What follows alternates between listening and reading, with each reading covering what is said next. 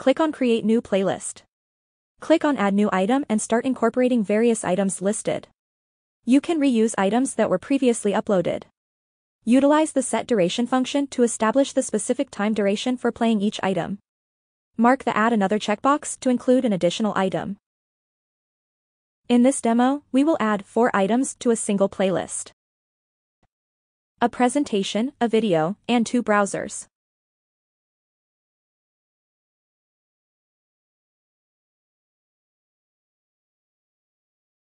Drag and drop the items to rearrange their sequence as desired. Click Finish to complete the process. Drag and drop on the screen's thumbnail and press play now. The playlist is running as planned on the screen.